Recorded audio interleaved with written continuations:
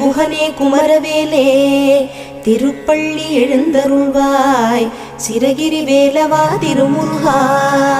நடுநாயக மூர்த்தியாய் அங்காரகனாய் அஷ்ட கிரகங்களும் உனை தொழவே நலம் தரும் நவகிரகங்களும் உனை வலம் வர தரும் வரமே.